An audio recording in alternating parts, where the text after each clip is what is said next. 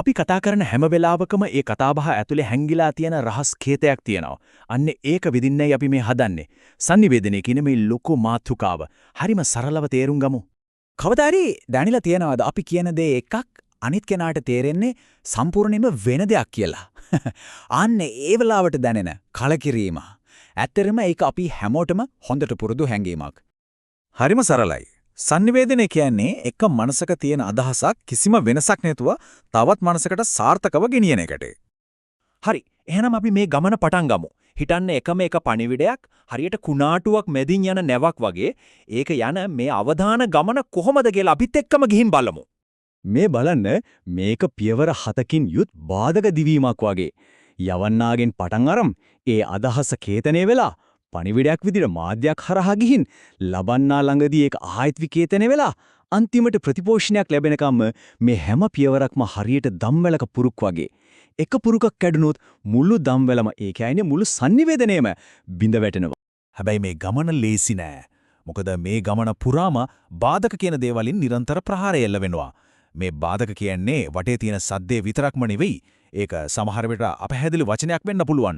නැත්නම් පණිවිඩය ලබන කෙනාගේ හිතේ තියෙන වෙන සිතුවිල්ලක් වෙන්නත් පුළුවන්. කිසිජසි පණිවිඩය විකෘති කරන ඕනෑම දෙයක් බාධකයක්. හැමදේම පටන් ගන්නේ යවන්නාගෙන්. එයා තමන්ගේ ඔළුවේ තියෙන අදහස වචන බවට පෙරලන්නේ තමන්ටම ආවේනික ෆිල්ටරයක් හරහා. ඒ ෆිල්ටරය හැදිලා තියෙන්නේ එයාගේ කුසලතා, ආකල්ප, දැනුම සහ එයා ජීවත් වෙන සමාජ සංස්කෘතිය කියන දේවල් වලින්. දැන් බලන්න පුදුම දේ පණිවිඩය ලබන කෙනා ඒක හායෙත් අදහසක් බවට පත් කරගන්නෙත් අන්න ඒ වගේම ෆිල්ටරයක් පාවිච්චි කරලා. හැබැයි ඒ ෆිල්ටරය එයාලටම විශේෂයි. යවන්නාගේ ෆිල්ටරයට වඩා වෙනස්. මෙන්න මෙතන තමයි ගොඩක් වෙලාවට ප්‍රශ්නේ පටන් ගන්නෙ. ඉතින් හිතලා බලන්න යවන්නා නිල් පාට කණ්ණාඩියකින් ලෝකයේ දිහා බලනවා ලබන්නා බලන්නේ කහ පාට කණ්ණාඩියකින්. දෙන්නම දකින්න දේ කොච්චර වෙනස් වෙන්න පුළුවන්ද? අන්න ඒ වගේ තමයි මේ දෘෂ්ටි දෙක මේ ෆිල්ටර්ස් දෙක නොගැලපෙනකොට පණිවිඩය සම්පූර්ණයෙන්ම විකෘති වෙන්නේ. හරි. අපි ඊළඟට බලමු අපේ පණිවිඩ හිතාමතාම වගේ විනාශ කරන්න උත්සාහ කරන මේ ක්‍රියාකාරී කඩාකප්පල්කාරයන් කවුද කියලා. පළවෙනි කඩාකප්පල්කාරයා තමයි පිරීම. හිතන්නකෝ සේවකයෙක් තමන්ගේ ප්‍රධානියට නරක ආරංචියක් දෙනවා. හැබැයි ඒකේ සර බාල කරලා ටිකක් හොඳ විදිහට පේන්න කියනවා. අන්න ඒක තමයි පිරීම කියන්නේ. ඊළඟ කිනා තෝරාගත් සංජානනය. ඇත්තටම අපි හැමෝම මේක කරනවා. අපි කැමති දේවල් විතරක් අහගෙන අපිට අදාළයි කියලා හිතෙන දේවල් විතරක් මතක තියාගෙන අනිත් දේවල් අමතක කරලා දානවා. හරියට රේඩියෝ එකේ අපිට ඕන ගීත විතරක් ඇහෙනවා වගේ වැඩක්. තුරුතුරු අධිභාරය කියන්නේ නම් නූතන ලෝකයේ වසංගතයක් වගේ. සරලවම කිව්වොත් ලබන්නාට දරාගන්න බැරි තරම් තොරතුරු ගොඩක් එකපාර ලැබුණාම වැදගත්ම පණිවිඩය ඒ අතරේ අතරමං වෙලා යන හැංගීම් මේ තමයි සමහර විට ඉන්න ප්‍රබලම කඩාකප්පල්කාරයා. හිතන්න කෙනෙක් තරහින් ඉන්න වෙලාවක අපි මේ ගැන කතා කරමු කිව්වොත් ඒක ඇහෙන්නේ තර්ජනයක් වගේ වෙන්න පුළුවන්. ඒත් ඒ කෙනාම සතුටින් ඉන්න වෙලාවක ඒක ඇහෙන්නේ ආදරණීය ආරාධනාවක් වගේ. අවසාන වශයෙන් භාෂාව. ඉක්මනට කියන වචනය ගැනම හිතන්න.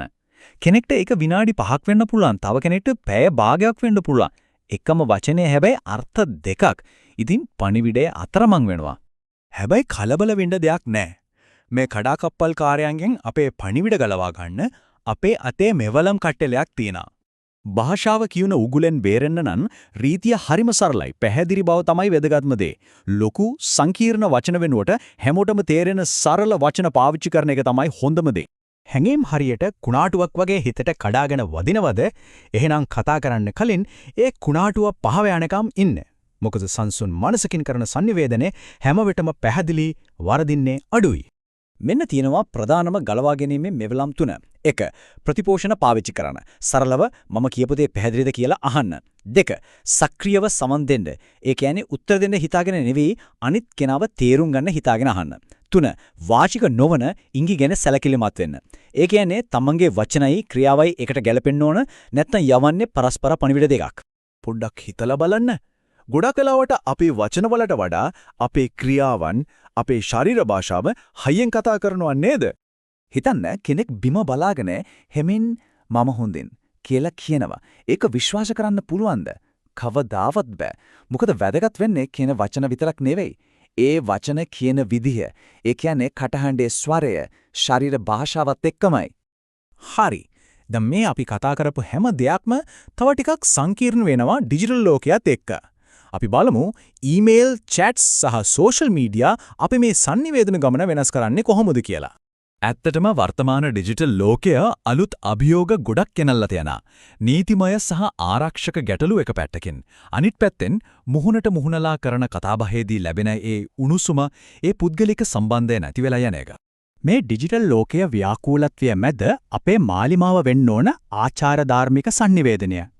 ඒ කියන්නේ හැම වෙලාවකම සත්‍යවාදී, සම්පූර්ණ සහ කිසිම විදිහකින් නොමග යවන සුළු නොවන sannivedanayak පවත්වාගෙන යන එක.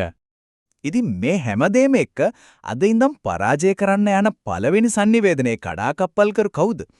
ඒ තමන්ගේ වාසියට තොරතුරු පෙරීමද, හැඟීම්වලට ඉඩ දීමද, නැත්නම් ක්‍රියාශීලීව සවන් නොදීමද? තීරණය ගන්න ඕනේ තමන්මයි.